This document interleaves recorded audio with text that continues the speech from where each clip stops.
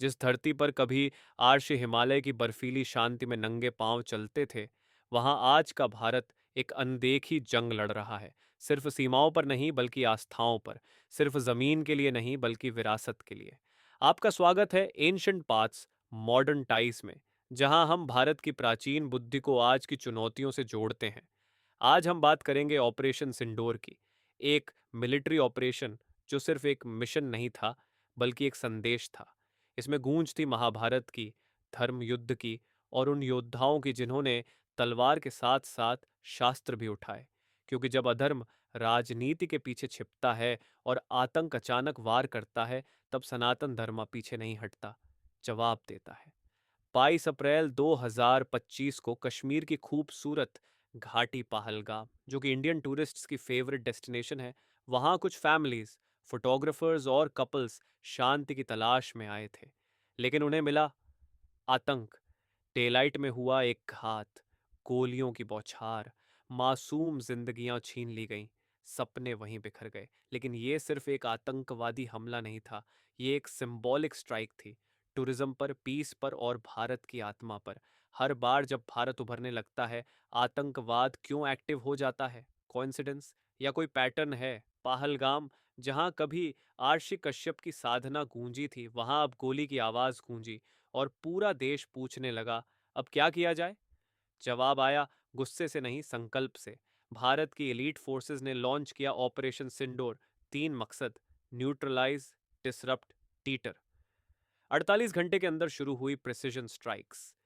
AI enabled surveillance, human intelligence और local support की मदद से आतंक के ठिकानों को सिस्टमैटिकली खत्म किया गया।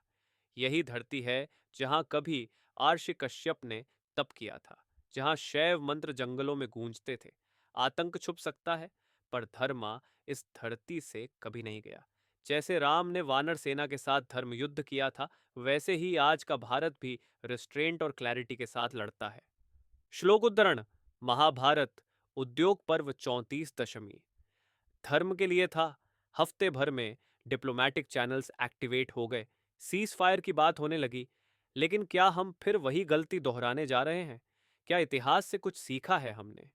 हर बार भारत ने शांति का हाथ बढ़ाया और हर बार उसी हाथ में चाकू घोंपा गया।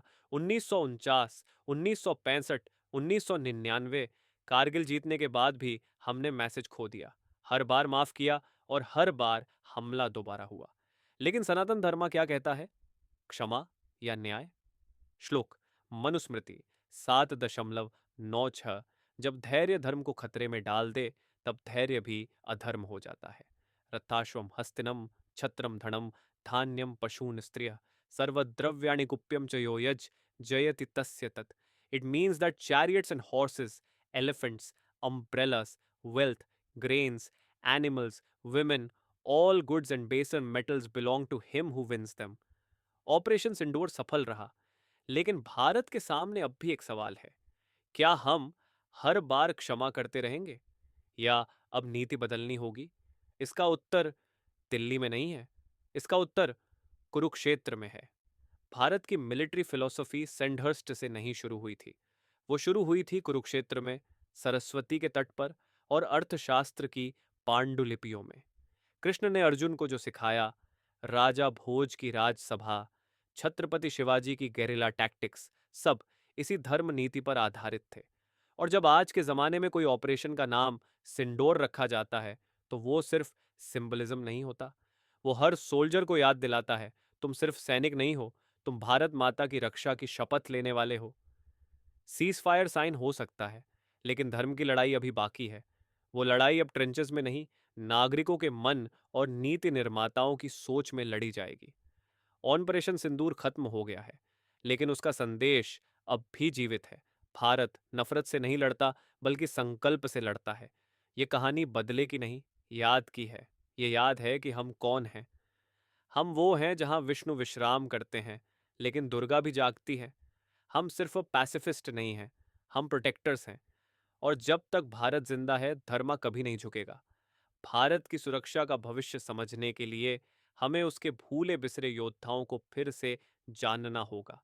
देखिए हमारी अगली वीडियो, भारत की खोई हुई युद्ध कलाएं, जहां हम दिखाएंगे कि कैसे कॉलोनियल रूल में दबा दी गई एंशंट फाइटिंग टेक्निक्स आज फिर से इंडियन आर्मी और सेल्फ डिफेंस सिस्टम्स में वापसी कर रही हैं।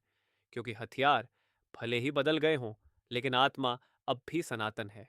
यह है एंशंट पाथ्स, मॉडर्न टाइज।